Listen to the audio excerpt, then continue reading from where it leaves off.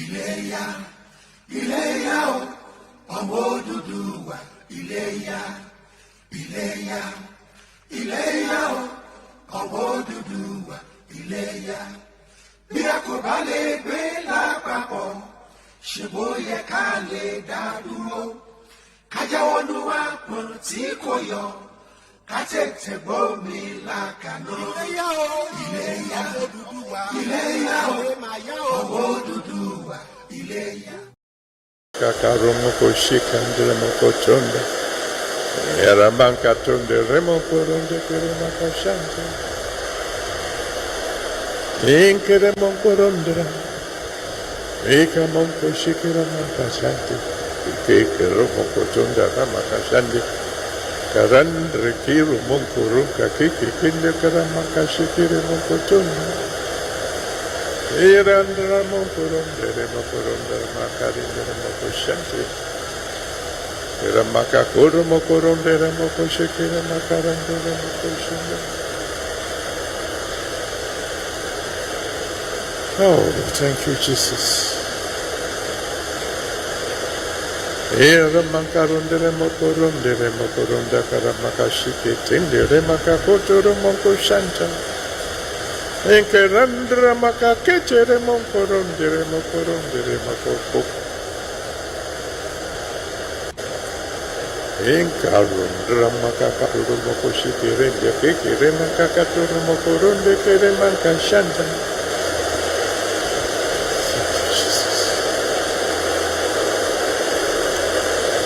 Thank you, Jesus.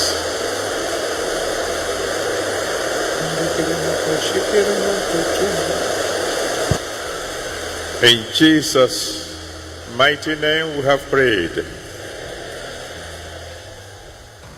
Let the power of the Lord come down. Of the Lord from heaven come down. Let the power of the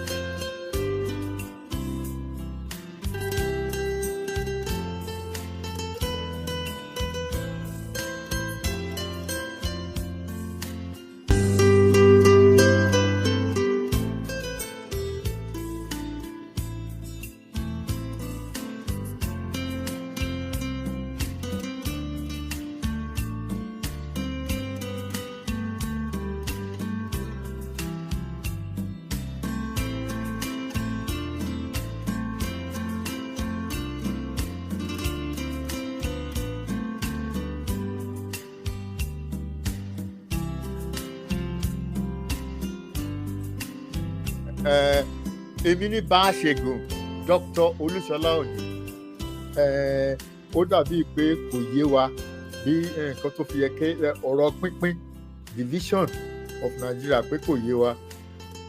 Mo kàn fẹ́ rán yín létí pé tẹ́ tó bá mọ ọ̀rọ̀ Yorùbá kí ayé tó wálẹ̀ ọ̀run àti òkun ló wà.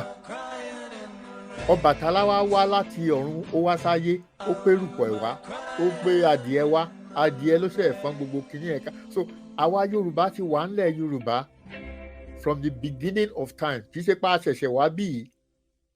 This is our land. So àwa tá a create ilẹ̀ ayé àwa tá a create ilẹ̀ ayé kí ló dé tá a lè wà ní tiwa lọ́tọ̀ tá a lè ní independence wa. Nǹkan tí máa ń sọ fáwọn èèyàn ni pé Ọlọ́run fúnra ẹ̀ kò fẹ́ kí Nàìjíríà wà bó ṣe wà nítorí kíni ó gbé River Niger láti mú àwa Yorùbá separated us from everybody. Ṣọ́rọ̀ mi ò yé yín? The good Lord himself separated the Yoruba from the north and from the east with River Niger. Ṣé bóun ló fi odò síbẹ̀ tí àwọn ọ̀tá wa wọn lè wá sọ́dọ̀ wa kí àwọn òyìnbó tó dé kán tó bẹ̀rẹ̀ sí kọ́ bíríìjì síbẹ̀. Ṣọ́rọ̀ mi ò yé yín? The second thing tí n fẹ́ sọ ní wípé ọmọ Yorùbá tó bá sọ pé òun fẹ́ Nàìjíríà kó sọ fún wa pé what are the benefits of the Yoruba people remaining in Nigeria? What are the benefits? Kó tiẹ̀ sọ kankan fún wa pé benefit rèé o. Just one thing, just tell us what is the benefit of the Yoruba people remaining in Nigeria? Ó tán. Nígbà tó bá dẹ̀ ti sọ yẹn tán, tó wá sọ fún wa pé what is the disadvantages of the Yorubas having a country of their own? Ṣé ẹ fẹ́ sọ pé àpọ̀ tó ni? Ẹ fẹ́ sọ pé àlọ́gbọ́n tó? The final thing tí máa sọ nínú ọ̀rọ̀ pínpín yìí ni wípé àwọn Fúlàní they hate us. Ṣọ́rọ̀ mi ò yé, they don't wish us well at all. Ẹni tó bá rò pé kò sí bá ṣe lè ṣe ọ̀rẹ́ láíláí, kò sí bí àwa àti àwọn Fúlàní ṣe lè ṣe ọ̀rẹ́ láíláí torí pé a yàtọ̀ fúnra wa. Kò sí nǹkan kan tó pa wá pọ̀ tí ò bá jẹ́ pé àwọn òyìnbó tó wá 1914 tán kó gbogbo wa pọ̀. Kò sí nǹkan tó pa wá pọ̀. Absolutely nothing. We have nothing in common with them. So nígbà tẹ́ bá sọ pé ó ń bà yín lẹ́rù láti ṣe pínpín ṣé bí a ti wà ńbẹ̀ káwọn òyìnbó tó dé a tún padà sí bí a ṣe wà ní. So I'm sorry that I digress, but ìgbà tí mò ń gbọ́ tán tí ẹnìkan sọ̀rọ̀ pínpín bí ipò bá yẹn lẹ́rù alọ́pọlọ apọ̀ tó Ọlọ́run dẹ̀ fún wa nílẹ̀ tá a wà kì í ṣe pa wá láti ibì kankan wá ilẹ̀ wa la wà. Ọlọ́run dẹ̀ make sure pé ó ní boundary ó fi wá sílẹ̀ Yorùbá ó dẹ̀ fi odò to make sure that our enemies had no access to Yoruba land. Àwọn òyìnbó ló pa á pọ̀. So ẹjọ́ ẹni tó bá rò pé a lè pínra sílẹ̀ a ti wà ní òmìnira wa a ti ní tẹ́lẹ̀tẹ́lẹ̀ kò sí nǹkan táwọn ará bí lè ṣe fún wa. Ṣọ́rọ̀ mi ò yé yín? Now tá a bá ní bá ṣe máa pín àwọn tó ń sọ̀rọ̀ ogun mi ò ní kéèyàn má bẹ̀rù ṣùgbọ́n mo láti rán àwọn Fúlàní ní I have to remind them pé 1967 tí wọ́n ṣe gbọ́nkúgbọ́nkú. The Biafra war took 3 years. Ẹni tó bá bẹ̀rẹ̀ ogun kò lè mọ bó ṣe máa end. Ṣé nígbà tí Russia lọ sí Ukraine wọ́n rò pé ìjọ́ méjì àwọn á ti parí gbogbo ẹ̀ wọ́n ìwà ń bẹ̀ dọ́là. Ẹni tó bá bẹ̀rẹ̀ ogun does not know how it is going to end. So any foolish Fulani man or Fulani leaders that thinks you can just come to Yoruba land and then subjugate 30 million people because of how many AK-47 lẹ́ni ó tan rẹ̀ jẹ ni o. Ó tan rẹ̀ jẹ ni o. So I don't want us to be complacent, but at the same time I don't want us to be afraid. I don't want us to be afraid.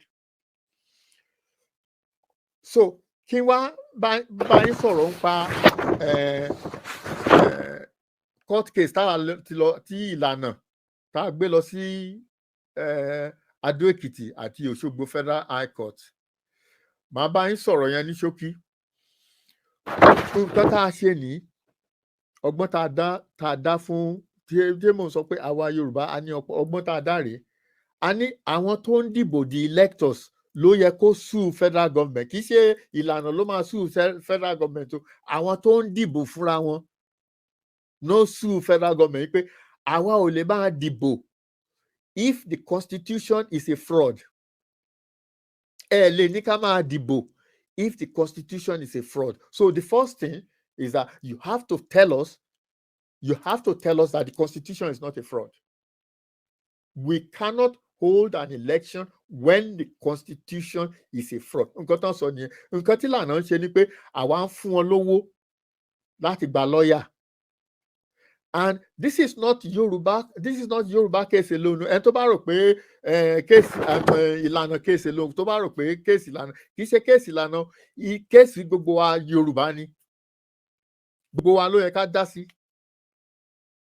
Kì í ṣe case ẹnìkan péré.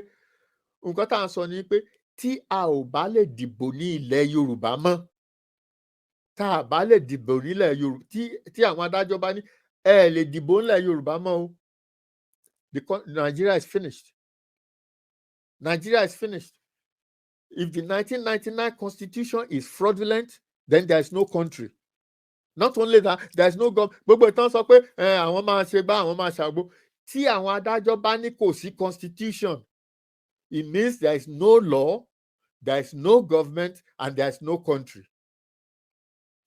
And Nigeria can unravel very quickly. Gbogbo ìtàn sọ yìí, gbogbo ẹ lè parí within a matter of months. Nígbà tí Soviet Union tán máa dissolve in 1991, overnight ni gbogbo ẹ ṣẹlẹ̀. Overnight. Because when you lose legitimacy, èmi ò mọ bá ṣe legitimacy ní èdè Yorùbá, but tí ọ̀rọ̀ yín ò bá ti mú òfin lọ mọ́, gbogbo ẹ parí nìyẹn. Everything parí nìyẹn. So ẹ tó bá ń bẹ̀rù, ẹ má bẹ̀rù. Gbogbo nǹkan tán ṣe, wọ́n fẹ́ ká máa bẹ̀rù ni. They want us to be afraid. No, we know where we are going. We face where we are going. It doesn't matter what. Gbogbo ìtàn ṣe is noise. Ẹ̀rù ń bà wọ́n ni. Kì í ṣe pé gbogbo nǹkan tán ṣe, they are not doing it from the position of strength. They are doing it from a position of weakness because they know that once the Yorubas have left Nigeria, they are finished. Ṣé bọ́dọ̀ wa náà ti ń gbowó? 75% of Nigeria's money comes from Yoruba land. 75% owó tí Nigeria ná lé ní Yoruba land ló ti ń wá. Àwa la ní border. Whether it's Atlantic Ocean ni o, whether it's to Benin Republic ni o. Owó wo ló ń jáde láti border wa ní Niger Republic? Kí ló wọ́rọ́ kọ́bọ̀ ń tibẹ̀ wá ní? Owó wo ló ń wá láti Cameroon sí Nigeria? Àwa yìí náà ni, àwa Yorùbá yìí náà ni. From the sea, it comes to the Yoruba land. 75% of our money. Nǹkan tó bà wọ́n lẹ́rù nìyẹn pé tí owó tí Yorùbá bá tán, kí làwọn máa ṣe? Gbogbo rélùwé tán kọ́, ìgbà tán pọ̀ àwo. Tí ò bá sórú owó Yorùbá, báwo náà ṣe máa rọ́ọ̀nù rélùwé wọn? Níbo ni rélùwé wọn ń lọ sí? Ó kúrò ń lọ Niger Republic láti ṣe kíni? Ẹ má jẹ́ kán dẹ́rù bà wá. We are going to court where àti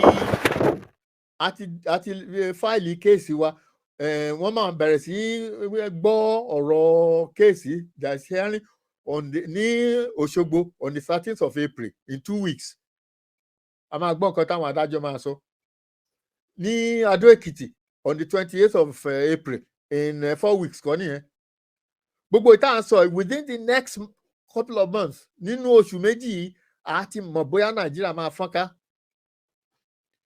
So gbogbo àwọn tó ń ṣe gbọ́nkú tó ń breast beating, tó ń ṣàkárá, tó ń ṣàrúwó, irọ́ gbogbo ẹ̀. irọ́ ni gbogbo ẹ̀. We are on the last phase of our victory. We are nearly there. Ẹ má jẹ́ kán dẹ́rù bà wá. We are nearly there. We are almost there. Kò sírú ẹjọ́ ìrí. This is a precedent. Kò sírú ẹ̀rí. Now, there is something called inherent jurisdiction. Mo ń try láti wo béèyàn ṣe lè translate ẹ̀ sí Yorùbá. A high court has inherent jurisdiction which is over and above the law and over and above the constitution. Inherent jurisdiction won't allow a court to make a decision on a matter of justice if there is no precedent and if there is no law. So, nígbà tá a bá wo kéèsì tá a gbé lọ sí kóòtù, kò sí òfin kankan pa ẹ̀rí, kò sí precedent, kò sí ẹni tó ti ṣe judge lórí ẹ̀rí. Therefore, it is not something that it is easy for the government to say they are going to influence. Wọ́n fẹ́ influence kí ni? A béèrè pé the constitution is fraudulent. You have to come to court and tell us that the constitution is not fraudulent. You have to explain why it is not fraudulent. So, ẹni tó bá rò pé ẹnìkan sọ fún mi ní àná pé wọ́n lè postpone ẹ̀. Báwo ló ṣe máa postpone case nígbà tá a sọ pé a fẹ́ stop election? Election is in June or July. How are you going to postpone? Tẹ́ bá postpone the case, postpone election here. You cannot hold the election whilst the case is pending. So, mo máa sọ fáwọn èèyàn pé this is a very tricky case. We have never seen the like of it before. And therefore, Tamba lose, I expect that they will go to the Supreme Court in the end. Pé Nigeria, I want to lose, so I want to see Supreme Court. So, whilst all that is going, election will hold. So, this is a very, very tricky case. And we shall see how it pans out. Civilized people go to Luabi. We have gone to court. Let them go and prove to the court that Nigerian constitution is not fraudulent. Kan sọ fún gbogbo ayé, kì í ẹ má jẹ́ ká tàn yín jẹ o.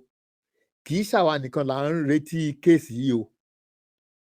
Gbogbo àgbáyé ló ń wo kéèsì yìí o. Náà ń wo bí kéèsì yìí ṣe máa lọ o. Ẹ fẹ́ kọ́ railway, ẹ kọ́ sí náà. Ṣé àwa tá a wà ní south ní àwa tá a wà ní Yorùbá àmọ́ railway gùn? Ẹ lọ ń kó gbogbo ẹ̀ sílẹ̀ yìí. Ẹ fẹ́ dá police kìíní ni o, army college ni o, ẹ gbé sọ́dọ̀ yín. Ṣé ẹ̀yin nìkan lẹ fẹ́ ṣe army? Ẹ̀yin kan lẹ fẹ́ ṣe police? Àwa tá a ní òkun lẹ́gbẹ̀ẹ́ wa, ẹ wá fẹ́ máa dá naval school sí Kano tí ò sí omi. Àwọn ará bíi they are so the thing is that àwọn èèyàn máa sọ pé àwọn Fúlàní wọ́n gbọ́n. They are stupid. You have to be stupid to do things the way they are doing it, thinking that eventually we will not catch up with them. They have to be stupid. There's nothing intelligent in what they are doing. Ẹ wá ní port, ẹ wá gbé ìkànnì yín to be the head of the port. Police, ẹ̀yin ni head. Army, ẹ̀yin ni head. Epo tá à ń ṣe, ẹ̀yin ni head. Ẹ̀yin ni gbogbo ẹ̀. Ẹ̀yin ẹ máa kó àwọn ọmọ. Malami tí ò kàwé, ó ní attorney general wa. Ọ̀dẹ̀ tí ò kàwé, tí ò mọ law. Èmi tí mi ò ṣe lawyer, mo mọ law ju attorney general Nigeria lọ. In fact, bí mo ṣe wà, mo ṣẹ̀ṣẹ̀ ń kọ nǹkan lórí economics pé báwo la ṣe máa ṣe economics wa ńgbà tá a bá gba Yorùbá là, nítorí pé àwọn bàbá wa wọ́n ti ṣe gbogbo kinní sílẹ̀. Iṣẹ́ gbogbo àwọn òyìnbó dé, wọ́n ṣe gbá wọn ṣàwọ̀. Àwa ti ní gbogbo ẹ̀ tẹ́lẹ̀tẹ́lẹ̀. Ìjọba, àníjọba kan tó dé. À á padà síjọba. Kan tó dé, a ní economics tiwa bá a ṣe ń ṣe. Our economics was such that gave full employment. Gbogbo àwọn èèyàn wa ló ń ṣiṣẹ́. Káwọn òyìnbó tó dé, àwọn ò ní nǹkan tó ń pè ní housewife. Gbogbo àwọn obìnrin wa ló ń ṣiṣẹ́. Àwọn ọkùnrin wa ló ń ṣiṣẹ́. Kò sí kankan náà àwọn ọmọ wa tó àwọn àjọ níbì kan tó ń jókòó sí kọ́nà níbì kan tí ò ríṣẹ́ ṣe. Gbogbo wa la níṣẹ́. We have to go back to that economics. Ẹni tó bá ń sọ fún wa pé capitalist làwọn ṣe o, socialist, irọ́ gbogbo ẹ̀. Àwa ti ń ṣe káwọn òyìnbó tó dé. And the time has come for us to start to think people, what our forefathers did were better than what these people have done. And part of the task máa kúrò lóko ẹrú àwọn òyìnbó is to go back nǹkan táwọn bàbá wa ń ṣe tẹ́lẹ̀tẹ́lẹ̀. Ìyẹn ló máa gbé wa kúrò ní oko ẹrú wípé báwo ni ayé ṣe bẹ̀rẹ̀. Nítorí pé gbogbo kò yé èèyàn pé ayé bẹ̀rẹ̀ ní Yorùbá land láyé ti bẹ̀rẹ̀. Èmi máa ń sọ fáwọn ọmọ mi pé the whole world revolve round Yorùbá land. Àwa ni axis of the world.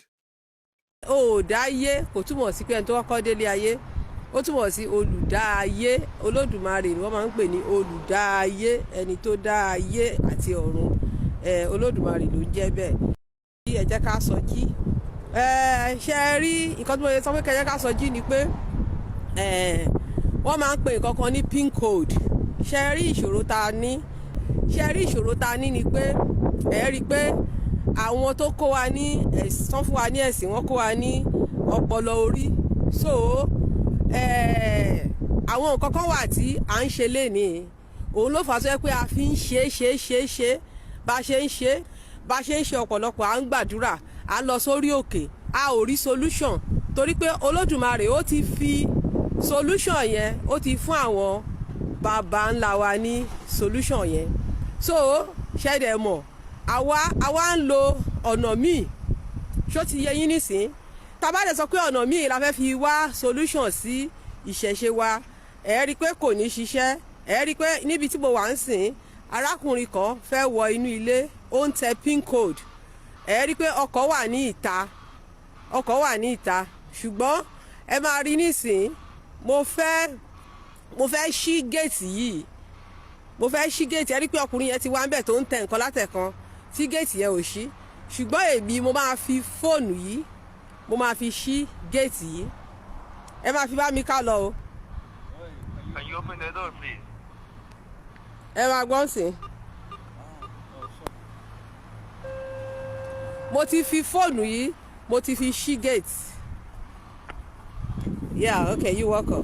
Mo ti fi fóònù yìí, mo ti fi ṣí gate. Ṣé ẹ rí pé ọkùnrin kan ti wà ń ta látẹ̀kan tí ó ń ṣí gate, tó ń gbìyànjú láti ṣí gate, ṣùgbọ́n ẹ rí pé gate yẹn ò lè ṣí. Ṣé rí pé ọkùnrin kan ti wà ń ta yẹn tó ń gbìyànjú láti ṣí gate, ṣùgbọ́n kò lè ṣí gate yẹn. Ṣó ti yẹ yín bẹ́ẹ̀? Torí pé kò ní pin number. Bọ̀ ẹ rí pé bí mo ṣe tẹ pin yẹn sí, òun ló ṣiṣẹ́. Ṣé rí mi ò attack faith wa, bọ̀ ṣé rí tá bá lọ sí reality, tá sọ pé God of Israel kan òun ló máa wá wo ilẹ̀ wa sàn, ìyà jẹ páànù sí wa lára. Reason ni pé àwọn baba ńlá wa ó ti ní code tó ti fi lock ilẹ̀ wọn. Hello, ó ti ní code tí àwọn tó ní ìlú wọn tó ti fi lock ìlú wọn. So code tó fi lock ìlú wọn yìí, òun la lè fi unlock ẹ̀. Mi ò ṣe pé kí ṣe pé bẹ́ẹ̀ mò ń criticize. Tá bá ń sọ̀rọ̀ ẹlòmíà ni wọ́n attack faith òun, tó wọ́n bá attack ẹ ò ní gbàgbé identity tiẹ̀. But code tí wọ́n fi lock ìlú wọn pa yẹn, tẹ́ bá ní ẹ fẹ́ lo pin code mi kò lè ṣiṣẹ́, kò ń ṣe pé it will never work. Àwọn alálẹ̀, àwọn ló ní ìlú wọn, àwọn ló ti ní code. Ẹbí mo demonstrate fún yín lẹ́kọ̀ọ́, ẹ̀rọ òyìnbó yẹn ní ẹnu géètì yẹn bó ṣe ń gbìyànjú láti ṣí géètì yẹn, ẹ rí pé kò lè ṣí. Ṣùgbọ́n èmi tí mo ní code lọ́wọ́ tí mo lè fi ṣí, ẹ rí pé lọ́wọ́ kan ni mo ṣí tó ṣí. So àwọn bàbá yìí ti fi code ńlẹ̀, òmìnira tá la fẹ́ gbà yìí kò yẹ kó lè fún wa rárá. Tá a bá lọ sí di code tó ń fi sílẹ̀ fún wa pé tí ìṣòro bá dé o, code yìí ni kẹ́ lò. But a ní àlò code yẹn gbọ́, a ní code tí àwọn tó gbé wa lẹ́rú tó ń fún wa, òun la fẹ́ fi gbòmìnira. Ṣé àwọn tó fún wa tó gbé wa lẹ́rú yìí, ṣé wọ́n máa wá fi code tá a máa fi gbòmìnira hàn wá ni? Ẹ jẹ́ ká bẹ̀rẹ̀ sí máa lo common sense wa náà. Àwọn tí wọ́n kó wa lẹ́rú, ṣó ṣeé ṣe ẹni tó wá kó yín lẹ́rú sìn kó wá fi code tí ẹ máa fi gba òmìnira tó lọ́kọ ẹrú, á tún wá fi hàn yín. Ẹ̀yin ti rí èèyàn tó gbéyàn lẹ́rú rí tó fún yàn ní kóòdù tó máa fi gbòó tó máa fi kúrò lóko ẹrú. Ẹ̀yin ti rí ẹni tó kóyàn lẹ́rú rí tó wá máa fún yín ní kóòdù tẹ́ máa fi kúrò lóko ẹrú. Àwọn baba ńlá yín ti fún yín ní kóòdù tẹ́ máa fi kúrò ní oko ẹrú. Ọwọ́ wa ló kù sí, ẹ jẹ́ ká lọ lo kóòdù titi wa. The code tó ń fi lọ́ọ̀kì ẹ̀, that code tí àwọn baba ńlá wa ti fún wa, òun nìkan la lè lò. Òun ni mo ṣe demonstrate kíní yẹn lẹ́ẹ̀kan. òun ni mo ṣe demonstrate kóòdù yẹn, kóòdù tí wọ́n fi lọ́ọ̀kì nǹkan òun lẹ lè fi ṣí.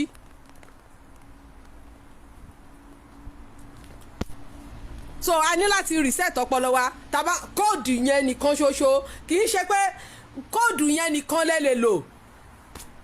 Èèyàn kan ẹ rí pé van wà ń ta, van yẹn ò lè wọlé, van yẹn náà àlejò ni ó wọlé, ó tẹ kíní yẹn títí kò lè wọlé, but èmi lo code, mo dẹ̀ bí ṣe lo code báyìí gate dẹ̀ ṣí. So tẹ́ bá dẹ̀ lo code yẹn lẹ́ẹ̀mẹ́sàn-án ẹ̀mẹ́wàá kò lè ṣiṣẹ́. ẹlòmíì ló wà yẹn kò lè ṣí. ṣe ẹ rí pé ẹ rí van tá ń sìn, ẹ rí van ní tá ń sìn, èbí dẹ̀ máa ṣí ń sìn.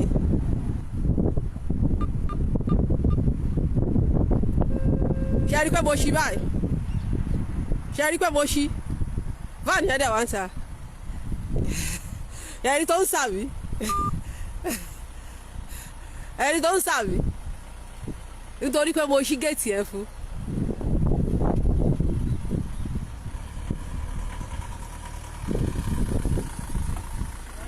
You welcome. And you too. Yeah.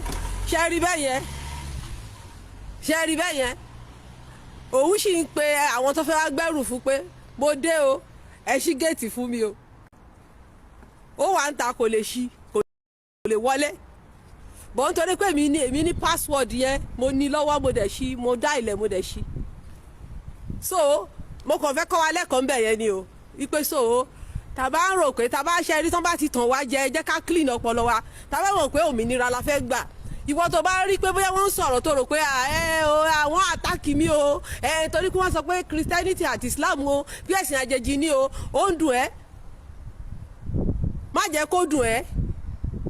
Accept reality, tí rọ́bà pẹ́ńlẹ̀ ó máa ń dòótọ́, but this time around aláfẹ́ gbòmìnira ní láti padà lọ sórí ìsùn wa náà. Then number 2, láti bí years lọ́ ti ń pe ìṣẹ̀ṣẹ̀ lẹ́lẹ́sìn kẹta, bọ́ǹsìn á jẹ́ ká realize ara pé a lè máa pe ẹ̀sìn àwọn baba ńlá wa tó tẹ ilẹ̀ dó ní ẹ̀sìn kẹta. It's an insult on me and you, even if you are a Christian or you are a Muslim. Tó bá jẹ́ Christian ni ẹ́ tó dẹ̀ jẹ́ Muslim, tó wá ń sọ pé ẹ̀sìn baba ńlá tiẹ̀ tó fi tẹ ilẹ̀ ìlú wọn dó òun ni ẹ̀sìn kẹta, tó wá ní ẹ̀sìn tó wá láti ìdálẹ̀ òun ni ẹ̀sìn kínní àti ẹ̀sìn kejì. Ṣé kìí ṣe pé o ti ta ilẹ̀, yóò ti ta ilẹ̀ now, you have already sold your own land. O ti ta ilẹ̀, o ti ta ilẹ̀ yẹn, o ti ta ilé yẹn, o ti ta ìlú yẹn fún àjèjì nìyẹn, because you don't regard your own ancestor. Tàbádẹ́ ń sọ̀rọ̀ ancestor, kò ń sọ̀rọ̀ àwọn ọba àná, kò ń sọ̀rọ̀ àwọn ọba 300 years ago. We are referring to Ṣàngó, Ògún, àwọn Ọ̀rúnmìlà, àwọn Ọbàtálá, àwọn Ọya, àwọn yẹn ló ṣẹ̀ wá sílẹ̀. So tí àwọn bàbá wa kan bá misbehave 200-300 years ago, ṣé àwọn Ògún ni ká máa fi blame àbáwọn Ọbàtálá àbáwọn Odùduwà? Àwọn náà ọmọ ni wọ́n ń ṣe ancestor, forefathers ni wọ́n. Ancestors ni àwọn tó jẹ́ pé àwọn ló pinlẹ̀ wa. Ta ló sọ pé Christianity kì í ṣẹ̀sìn àjèjì? So ṣé àwọn bá ó mọ ìtumọ̀ àjèjì ni? Levi K dina ó mọ nǹkan tó ń pè lájèjì. Foreign religion bó ló ti wá? Ṣé bàbá ńlá tiẹ̀ jẹ́ Christian? Stop fooling yourself. Ìgbà tí mo kéré wọ́n sọ fún wa pé àwọn baba ńlá wa làjèjì òrìṣà. Ẹ̀sìn àjèjì ní Christianity nílẹ̀ wa, ẹ̀sìn àjèjì ní Islam, because àwọn baba ńlá wa ò ń ṣe Muslim. Christianity from Israel to Rome, Roman government gan ló dálẹ̀, but ká tiẹ̀ sọ pé Israel náà ló ti bẹ̀rẹ̀, okay? Islam bẹ̀rẹ̀ ní Saudi Arabia. Ṣé ilẹ̀ káàárọ̀ àjíire ni Christianity àti Islam ti bẹ̀rẹ̀? Kí ló ń ṣe nílẹ̀ káàárọ̀ àjíire kan tó dé? Nǹkan táwọn baba ńlá wa ń ṣe ní ìṣẹ̀ṣe títí wa. Ìṣẹ̀ṣe títí wa ní ẹ̀sìn ìbílẹ̀. There is a difference between ìbílẹ̀ and àjèjì. So don't be fooled, don't let any pastor fool you. Báwọn pastor yẹn ṣe máa ń tọ̀ wá jẹ nìyẹn. We are just being realistic. Ìbílẹ̀ yàtọ̀ sí ẹ̀sìn ìbílẹ̀, ẹ̀sìn tó fi bí ilẹ̀, nǹkan tó fi bí ilẹ̀, ìṣẹ̀dálẹ̀, ẹ̀sìn ìṣẹ̀dálẹ̀, ẹ̀sìn ìbílẹ̀. Ó yàtọ̀ sí ẹ̀sìn tó wá láti ilẹ̀ òkèrè. Anything tó wá láti ilẹ̀ òkèrè ní àjèjì. Tí Christianity ò bá jẹ́ ẹ̀sìn àjèjì, ta ni bàbá tiẹ̀ nínú Abraham, Isaac, Jacob? Ó bá yàn kankan tán nínú wọn ni. The religion never mention your land. Kò dárúkọ Ifẹ̀, kò dárúkọ Ìjẹ̀bú, kò dárúkọ gbogbo ilẹ̀ wa náà, ṣebí ilẹ̀ míì ló dárúkọ. Islam náà dẹ̀ dárúkọ ilẹ̀ wa àbó dárúkọ ilẹ̀ wa kò dárúkọ ilẹ̀ wa now. Who is the founder of Yorùbá? Èmi ò ń ṣe Yorùbá. The irúnmọlẹ̀ ni àwọn ancestor mi. Ifẹ̀ ni wọ́n. I'm not Yorùbá o. Mi ò ń ṣe ọmọ Yorùbá mo dẹ̀ ti ń sọ. Èmi ò ń ṣe Yorùbá. It's a fake name. Mi ò ń ṣe Yorùbá. Àwọn baba ńlá tèmi, àwọn Ọ̀rúnmìlà, Ògún, Ṣàngó, Ọbàtálá, àwọn ni ancestor tí wọ́n tẹ ilẹ̀ Ifẹ̀ dó. And they are called Ifẹ̀, ọmọ Ifẹ̀ olùdá ayé ni wọ́n. So àwọn baba ńlá tèmi ni èmi ò ń ṣe Yorùbá. I'm not Yorùbá. Mi ò ń ṣe Yorùbá. Tó bá sọ pé who is the founder of Yorùbá? Àwọn irúnmọlẹ̀ Ògún, Ṣàngó, àwọn irúnmọlẹ̀ ni wọ́n ló tẹ àwọn ní baba ńlá tiwa. A ò ń ṣe ìran Ádámù àti Éfà. Ìran Ádámù àti Éfà, they are imposed ancestor táwọn baba ńlá wa ò mọ̀, kò sí inú history wa. We don't celebrate them in our culture and tradition.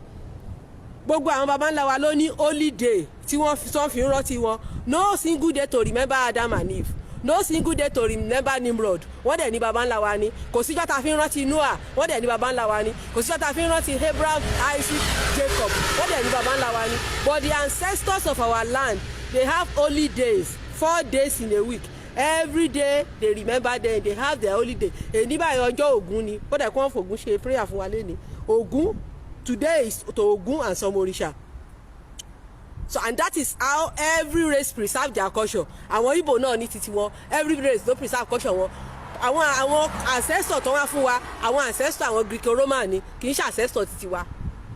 It's not our ancestor. History tó ń fún wa kò ní kankan ṣe pẹ̀lú wa, and that's why we are lost too, because I cling to ìtàn tí kì í ṣètàn wa. Ìdí tá a ṣe mọ́ra mọ́ nìyẹn, and that's why tí àwọn pastor wa lè ní instead kan save Ọ̀ṣun tó jẹ́ ìyá tiwọn tí wọ́n ń pollute, wọ́n gbà kọ́ lọ save River Jordan. So tá a bá sọ pé ẹ̀sìn àjèjì ni Christianity àṣìsọ, it's a statement of fact, kò ń ṣe insult. Pastor tó bá ń bínú orí kò lóòótọ́ ni. It's a statement of fact, kì í ṣe pé bóyá à insult. Even gbà tí wọ́n pe ìṣẹ̀ṣe lẹ́lẹ́sìn kẹta gan, ìyẹn gan ni irọ́, because ìṣẹ̀ṣe ni wọ́n fi tẹ̀lẹ̀ dó. Odù Ifá tó bí ìlú, gbogbo ìlú ló ní odù Ifá tó bí. Tó bá fẹ́ lọ tẹ ìlú dó, wọ́n á dáfá. Ifá sọ fún wọn pé tẹ bá ti ń lọ o, àmì báyìí lẹ máa rí o, níbi tẹ máa ti dúró o, nínú igbó o, ẹ dúró síbẹ̀ o, kẹtọ̀ ẹ̀dọ́ síbẹ̀ o, ibẹ̀ lọ́lọ́run máa ní Ọlọ́run fún yín o, ẹrú bọ kẹ ṣe, nǹkan tó ń fi tẹ gbogbo ìlú dó nìyẹn. Kò sí àyàwó náà sọ̀kalẹ̀ tó ń fi tẹ ìlú dó, kò sí náà. Ṣùgbọ́n àwọn ilẹ̀ Arab tó máa fẹ́ sọ ancestral history wọn, wọ́n lè claim àwọn àyà tó tẹ̀lú wọn dó, àwa ò ní àyà tá a fi tẹ̀lú wa dó. So báwo la ṣe máa sọ pé kí n tẹ̀sí àjèjì, ẹ̀sìn àjèjì ni. Muhammed ò dárúkọ baba ńlá mi náà, that's why tánàbí mọ́mọ́ ò ṣe wá sọ́dọ̀ wa, kò wá sọ́dọ̀ wa. Gbogbo law tó give pé ẹ pa kíní kan kì í ṣàwá ló ń bá wí, àwọn ará ilẹ̀ Lárúbáwá ló ń bá wí náà, kò wá sọ́dọ̀ wa náà, kò wá sọ́dọ̀ wa. So tó bá ń tàn mí mi ìtanra mi mọ́, ìdí tí mo ṣe strange nìyẹn. Ìjọ́ tí mo sọ fún mọ́mì mi pé ẹ̀sìn àjèjì ni Christianity, mọ́mì mi ní kí ni mo sọ lẹ́nu, mo lóòótọ́ ni. Mo ní ṣé baba ńlá yín ṣe rí ni, àjèjì ni. Ẹ jẹ́ ká sòótọ́, ẹ jẹ́ ká ṣí aṣọ lójú eégún, ká má tanra wa jẹ mọ́. If you are a Christian, go to church, mi ò force yẹ, but o mọ̀ pé ẹlẹ́sìn àjèjì ni ẹ, kò jù bẹ́ẹ̀ lọ. Àwọn baba ńlá ẹ̀ ò ṣe Christian. Tó bá dẹ̀ jẹ́ Muslim ni ẹ, lọ máa kírun ẹ, but identify ara ẹ pé ẹlẹ́sìn àjèjì ni mí, because o bá ń parọ́ pé ẹ̀sìn yẹn ni ẹ̀sìn Allah. Tó bá tàn ẹ jẹ náà tó sọ pé Allah jẹ́ Ọlọ́run, but the question is Olódùmarè làwọn baba ńlá ti yín mọ̀. Olódùmarè rẹ̀ náà ń pè lọ́lọ́run. So tí ó jẹ́ pé Olódùmarè yẹn ó dẹ̀ choose each race, ó yan leader fólúkálukú. Ó sọ ó rán Muhammed sáwọn ará ilẹ̀ Lárúbáwá ni, àwọn orúmọlẹ̀ ló fà wá.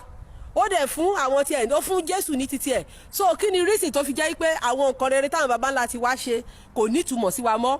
Ti Jésù yẹn ìgangan la wá ní ìdó. Ó ní mo ṣe demonstrate kíní yẹn fún yín lẹ́ẹ̀kan, máa tún padà demonstrate, ẹni tó bá wù kó gbọ́, ẹni tó bá wù kó má gbọ́.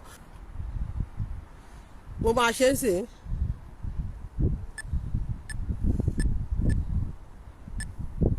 Kò ṣiṣẹ́.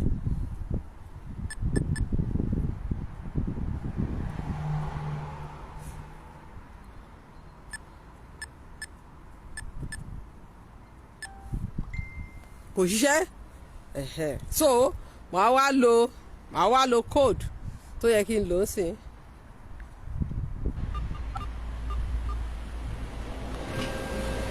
Ṣé ẹ̀rí tó ti ṣí? Àbẹ́ ẹ̀rí tó ṣí?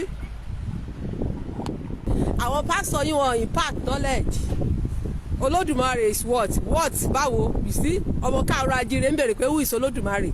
Your forefather ò mọ Yahweh, wọn ò mọ Allah, Olódùmarè ni wọ́n mọ̀. Olódùmarè tí wọ́n mọ̀ with 14,000 ní olórúkọ ẹgbàágbèje. Go and meet your mother kó béèrè lọ́wọ́ ẹ̀ pé ta ló ń jẹ́ Olódùmarè. It's a shame.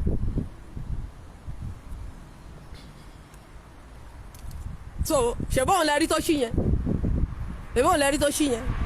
So that's why tẹ́ pé ìdí nìyẹn tẹ́ pé gbogbo ọ̀pọ̀lọpọ̀ ogun tá lọ ń jà ogun o tán ní kẹ́ máa dáwó ẹ ti dáwó.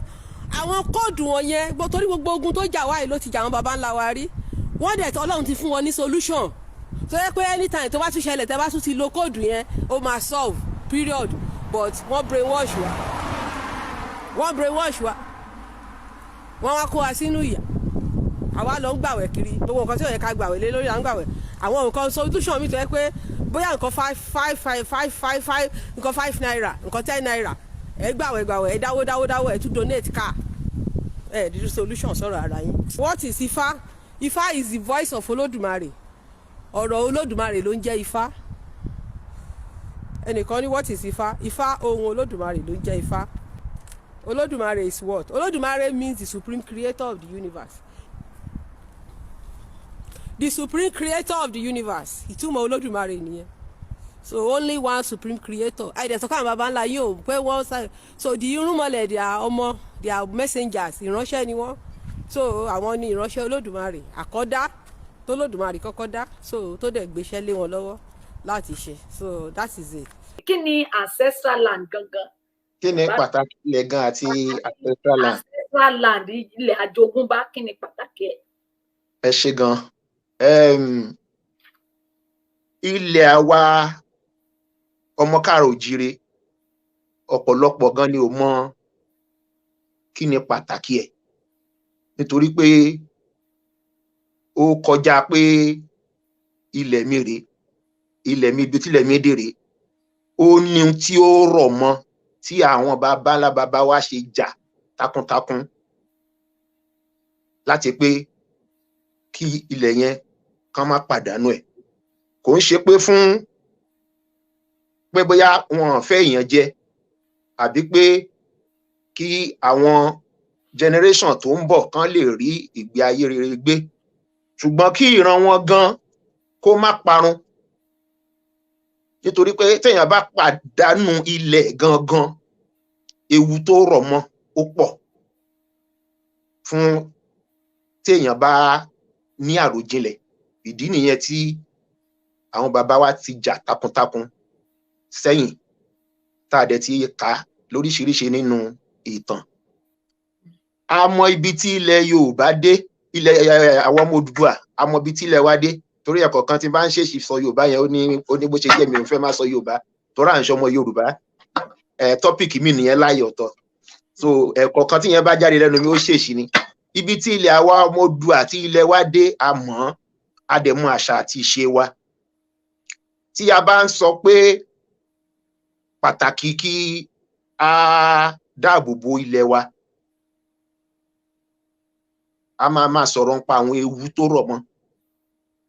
Nítorí pé téèyàn bá pàdánù ilẹ̀ ó ṣeé ṣe kí èèyàn di ẹrú lórí ilẹ̀ baba ńlá baba ẹ̀.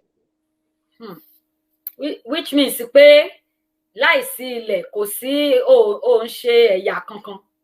Tó o bá ti pàdánù ilẹ̀ o ti pàdánù ẹni tó jẹ́ nìyẹn. Tó ẹ̀yà mo ṣe ṣàlàyé síwájú nísìn ẹ̀yà Yorùbá nísìn a ní ilẹ̀ wa. Bẹ́ẹ̀ ni àwọn ọmọ tó jẹ́ ọmọ Ẹ̀gbá wọ́n mọ ibi táwọn wà. Àwọn ọmọ tọ́jọ́ ọmọ Ìjẹ̀bú wọ́n mọ ilẹ̀ wọn ní gbogbo oríṣiríṣi Ìjẹ̀bú. Àwọn ọmọ tó jẹ́ ọmọ Ọ̀yọ́, ọmọ Èkìtì, ọmọ Oǹdó, ọmọ Àkúrẹ́, oníkálukú ló mọ ibi tó ti wá nílẹ̀ káàárọ̀ òjíire. Ṣùgbọ́n gbogbo wa lápapọ̀ lọ́mọ aládé ọmọ Yorùbá tá a dẹ̀ ń sọ pé orírun wa láti Ifẹ̀ Òǹdáyé. Ṣóyé ń sìn.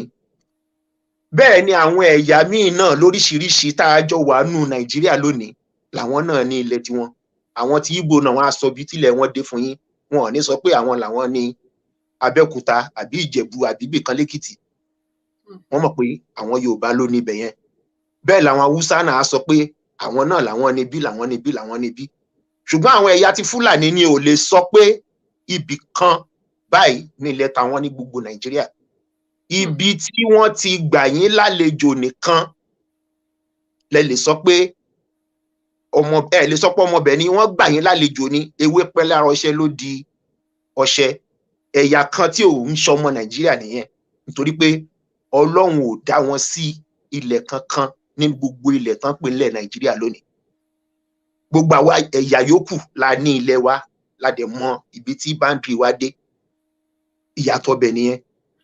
Ṣùgbọ́n nísìnyí tí a ti darapọ̀ mọ́ oríṣiríṣi ẹ̀yà tó ti di pé bọ́mọ Odùduwà bá lọ sí Enugu àbó lọ sí Kano, ó ti pẹ́ ń bẹ̀ àbí wọ́n bí síbẹ̀, a máa sọ pé ọmọ Nàìjíríà náà ni òun.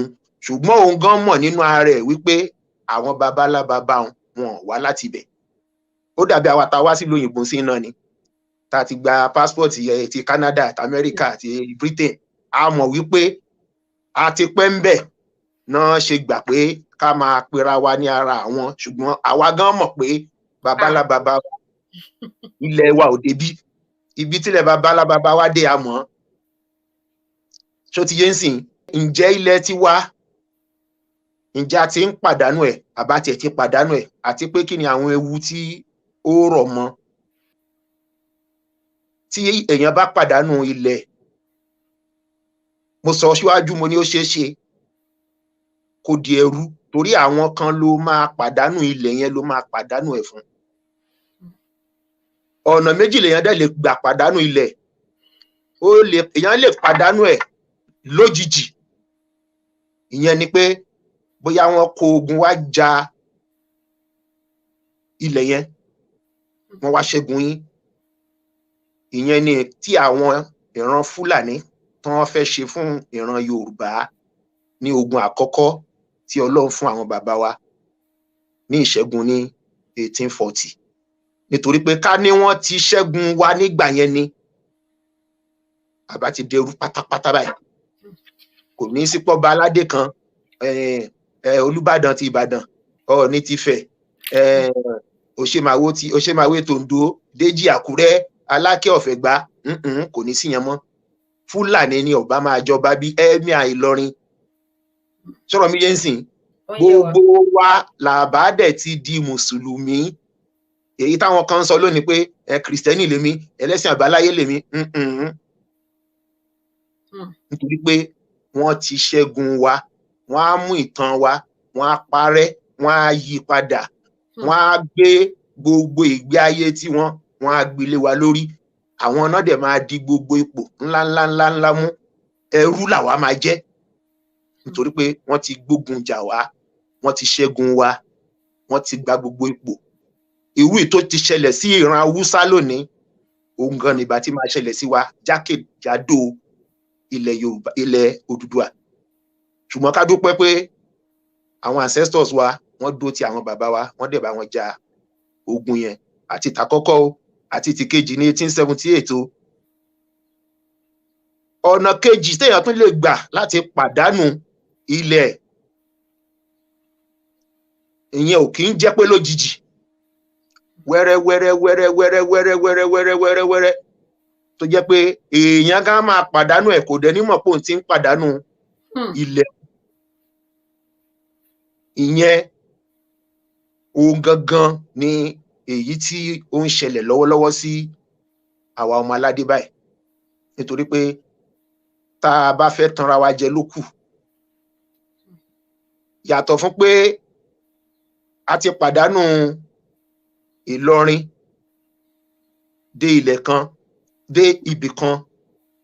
Tá a bá wo jákèjádò ilẹ̀ wa lónìí nílẹ̀ Odùduwà, nítorí pé inú orílẹ̀-èdè wa tá a wà, Nàìjíríà, ó ti fi ààyè sílẹ̀ láti pé ká máa pàdánù àwọn nǹkan kan tí a lè sọ pé téèyàn bá dé orílẹ̀-èdè wa mọ̀ pé orílẹ̀-èdè Odùduwà òun lòún wà ẹ̀. Nítorí pé wẹ́rẹ́ ni àjọṣepọ̀ wa pẹ̀lú àwọn ẹ̀yà míì ló ti ń gba àwọn nǹkan kan, ló ti ń gbà mọ́ wa lọ́wọ́. òun náà dẹ̀ ni identity wa àti ń pàdánù ẹ̀. Nípasẹ̀ eléyìí oríṣiríṣi nǹkan ló ń ṣẹlẹ̀ láàárín àwa ara wa síra wa gan náà tó fi di pé a ti ń àwọn òyìnbó theory kan wà tán pè ní social cohesion. Social cohesion yẹn máa wà threatened nígbà tí àwa ẹ̀yà kan àbí community kan tí a lè ní tí àjọṣepọ̀ wa àbí tí a jọ ní ìgbàgbọ́ nínú ẹ̀ tá a dẹ̀ dúró fún tó ti ń yàtọ̀ síra wọn.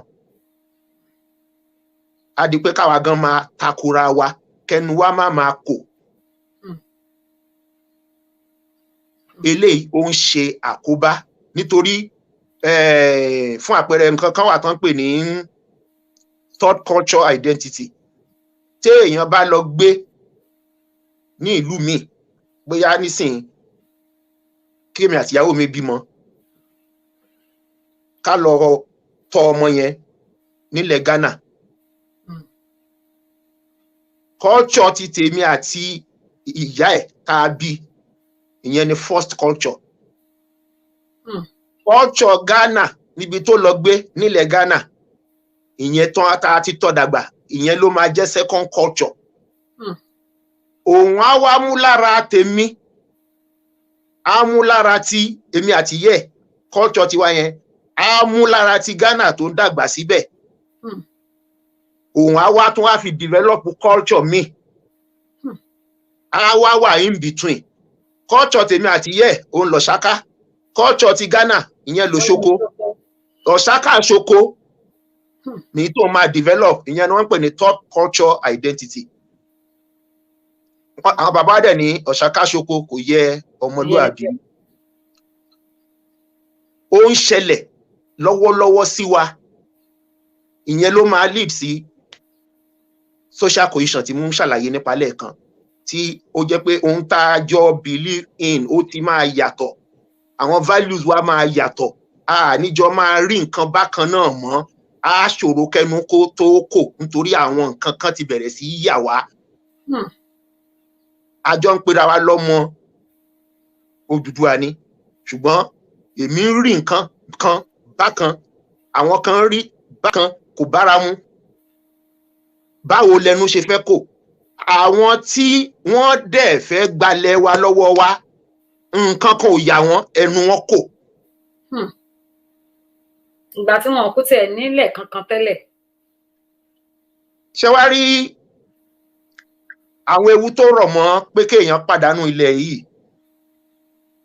tí mo ṣe sọ́lẹ̀ kan pé ṣé a ti ń pàdánù tiwa àbá tiẹ̀ ti pàdánù ẹ̀ tí ì pàdánù ẹ̀ ṣùgbọ́n a ti ń pàdánù ẹ̀ lọ díẹ̀díẹ̀ a ti ń pàdánù ẹ̀ lọ díẹ̀díẹ̀. Tá a bá ti wá ń pàdánù ẹ̀ díẹ̀díẹ̀ kí lọ̀nà àbáyọ?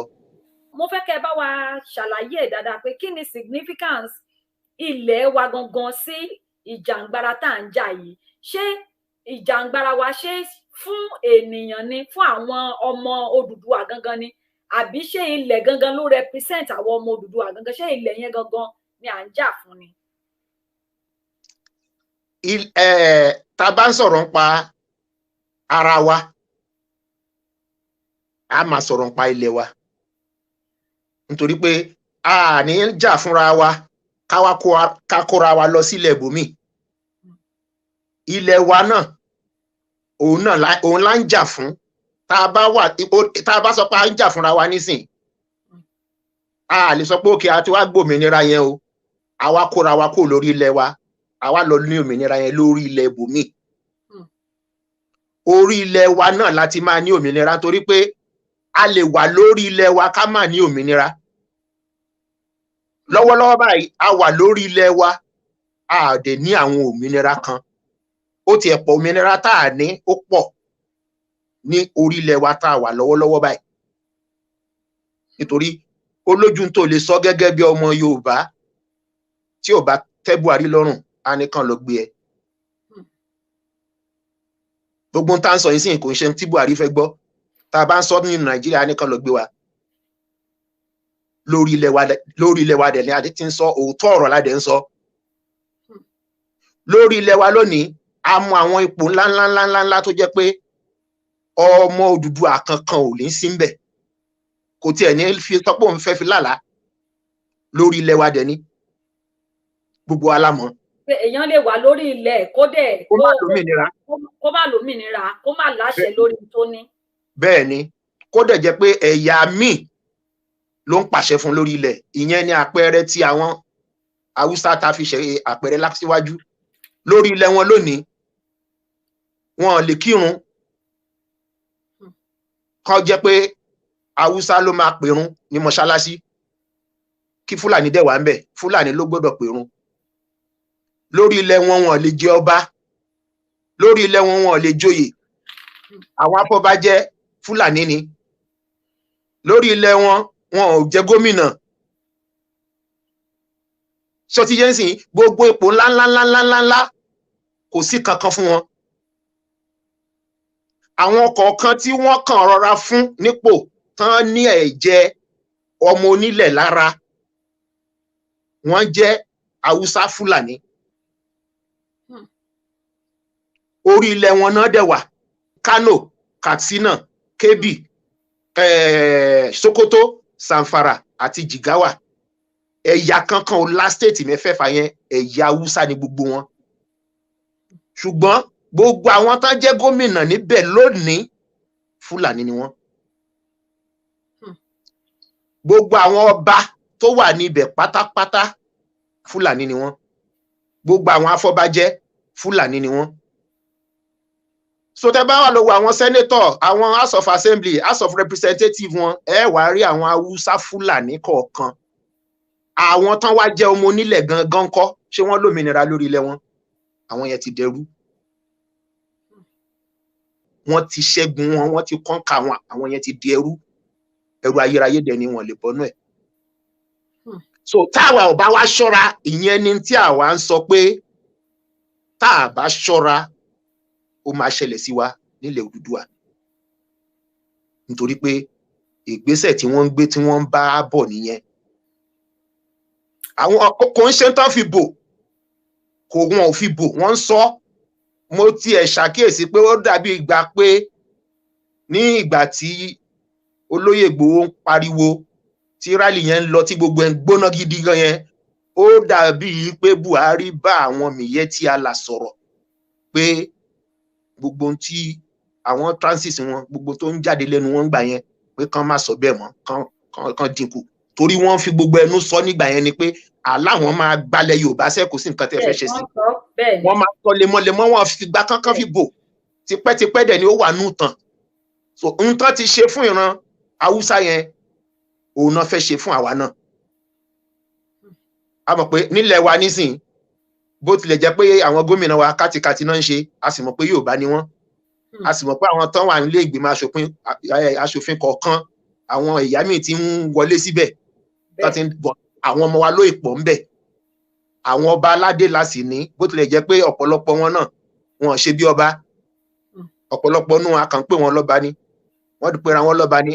Àwa tá a mọ̀ báwo ni ọ̀rọ̀ ilẹ̀ Yorùbá ṣe jẹ́ mọ̀ wípé ẹni tí fà ọba ti mú nílẹ̀ Yorùbá ó ń pè rẹ̀ lọ́ba, ẹ̀ ń pè lọ́ba ni kò kí ń ṣọba. Ṣùgbọ́n kókó bẹ̀ náà sì ni pé Yorùbá náà sì jẹ́. Àbọ̀rọ̀ mi ò yé ń sìn. Ṣùgbọ́n gbogbo yẹn ló wá wọ́n fẹ́ kó dópin ká dẹrú ní orí ilẹ̀ wa.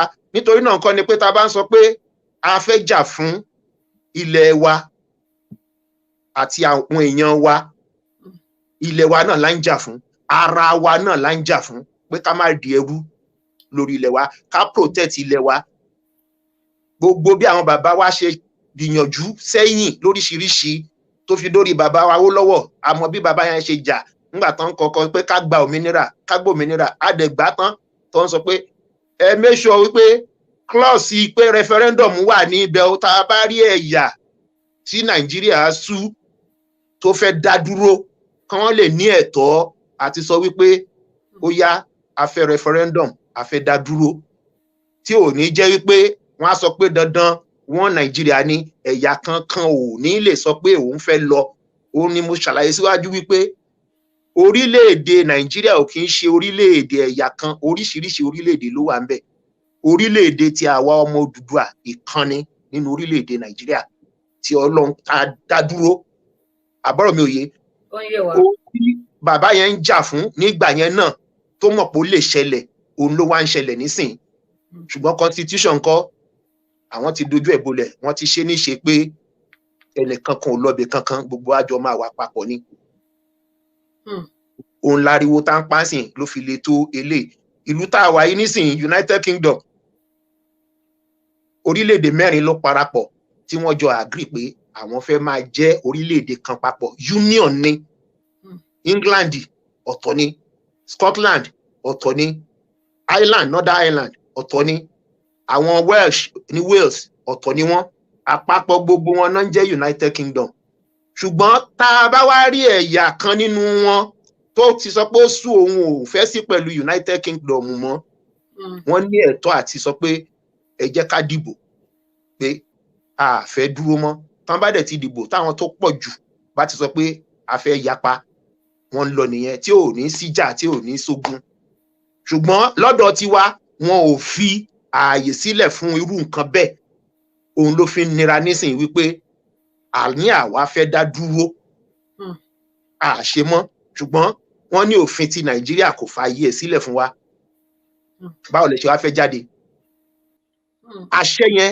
agbára yẹn ni kókó agbára yẹn ò sí lọ́wọ́ wa nísìnyí kò sí lọ́wọ́ wa nísìnyí kọ́mọ wá di ààrẹ ní 2023 ó láṣẹ lórí gbogbo Nàìjíríà ni lẹ́yìn ọdún 7 á tún kú ń bẹ̀ ṣùgbọ́n tá a bá dá dúró gẹ́gẹ́ bí orílẹ̀-èdè ẹni tó máa jẹ́ olórí wa bẹ́ẹ̀ni kan bá lọ iye ọdún tó bá wù kí ó jẹ́ kó yé ó máa lò bóyá ọdún 4 ni bóyá ọdún 5 bóyá 7 ni a mọ̀ pé ọmọ Oòduà mìíràn ló tún máa bọ́ síbẹ̀ bóyá náà tún kú ń bẹ̀ ọmọ Oòduà mìíràn ló máa bọ́ síbẹ̀ àwọn wo ló dẹ̀ ń yàn wọ́n sípò àwa ọmọ Oòduà náà ni Haúsá ò ní bá wa dá sí Ìgbò ò ní bá wa dá sí àwa la máa ṣe ìlú wa bá a ṣe fẹ́ kó rí la máa pa àṣẹ bẹ̀ tàbí máa ṣe ètò bí a ṣe fẹ́ kí ìlú wa kó rí kò ń ṣe pé bóyá ẹ̀yà míì á bá wa dá sí so ẹni tó bára lẹ̀ kó jẹ́ ọmọ Haúsá kó jẹ́ ọmọ Ìgbò tí ò gán mọ̀ wípé gbogbo tóun ní lórí ilẹ̀ yẹn ó di dandan kóun tẹ̀lé òfin tí àwa tá a ní ilẹ̀ tá a fi lélẹ̀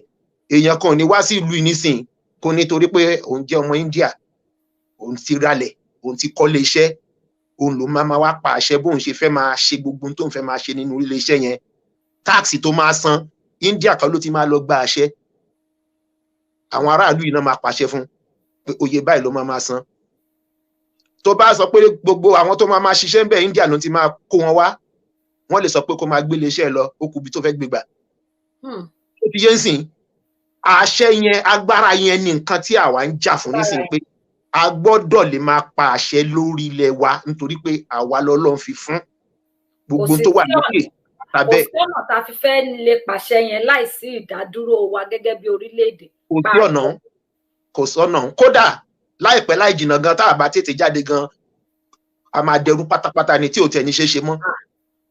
bẹ́ẹ̀ ni gbogbo ìgbà ni máa ń sọ pé jíjáde wa gan ní í ṣe pẹ̀lú àkókò toró máa ní àkókò kan tá a bá máa fi rí bí ọdún bí ọdún 15 sísìn kò tí a ní lè máa sọ̀rọ̀ pẹ̀ mọ́ nítorí pé a ti rí pé nǹkan ti fẹ́ ó ti late ṣé nígbà tó bá ti mú ọmọ Yorùbá 10 at random tí 8 nu wọn ti tàn pẹ̀lú Fúlàní ọ̀nà olókùtà fẹ́ gbégbà ṣé àbúrò mi tó ti fẹ́ Fúlàní tó ti bí ọmọ Yorùbá Fúlàní mo fẹ́ pè jókòó pé báwo ni ìran Yorùbá ò ṣe ní dẹrú Fúlàní èmi gan ní bá sọ torí mo pọ́n ti tán pẹ̀lú Fúlàní tí mo tún wọ ẹgbẹ́ òsì tí mo tún rí kọ́sì mi bíi 2 mẹ́ta náà táwọn náà ti tán pẹ̀lú Fúlàní kí wá ni mo ń sọ̀rọ̀ ń pa ó ti tàn wọ́n dẹ̀ sọ pé wọ́n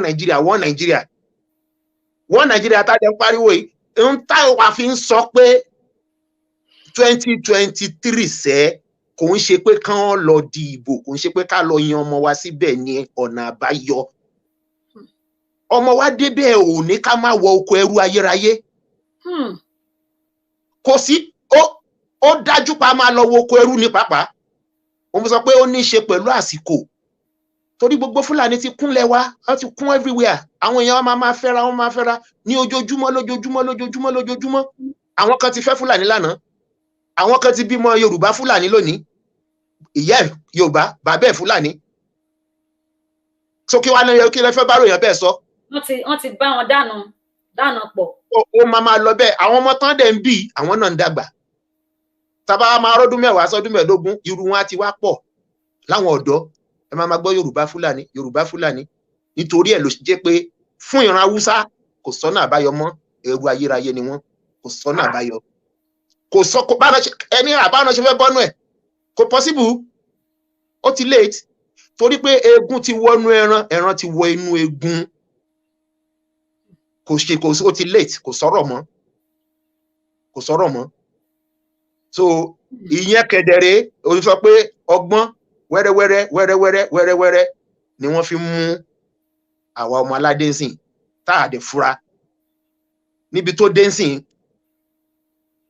kò ń ṣe ọ̀rọ̀ pé kọ́mọ wá di ààrẹ o torí kò sí nǹkan kan tó lè ṣe á lọ́dún 8 á kó ń bẹ̀ ni ọdún 8 yẹn kedere nǹkan ti lè ti tán torí lẹ́yìn ọdún 8 agbára ṣàtún ti bọ́ lọ́wọ́ ẹ̀ ọdún 8 yẹn sì kẹ́ inú tí wàá máa dùn ní torí pé kò ní sí wàhálà kankan mọ́ àwọn gan tán pariwo sí wọn máa dákẹ́ ni tọ́rọ mọ̀ pa agbára yẹn ò sí lọ́wọ́ àwọn mọ́ ṣùgbọ́n wọ́n mọ̀ pa Buhari ti parí iṣẹ́ sílẹ̀ fún wọn kákan máa sùn ká máa jí ẹ̀yin máa jó Wàsíù adé orí ọ̀kín ẹ máa ṣe fàájì yín lọ ẹ máa jẹ màálù yín lẹ́yìn ọdún 8 ẹ mọ̀ pé tìyín ti bá yín so ìyẹn ni ariwo tí àwa ń pa pé ẹ má jẹ́ kó di ìgbà tó máa bọ́ sórí fún wa ká má lọ máa kábàámọ̀ àti kí àwọn àbámọ̀ kan lọ́wọ́lọ́wọ́ báyìí tí ò dẹ̀ sí ọ̀nà tá a fi lè padà sí ibi tí ó yẹ ká wà òun náà ní ká kò sọ́nà mi bá bá jáde ní Nàìjíríà kò sí bá ṣe fẹ́ ṣe so ewu wà nù kéèyàn kó pàdánù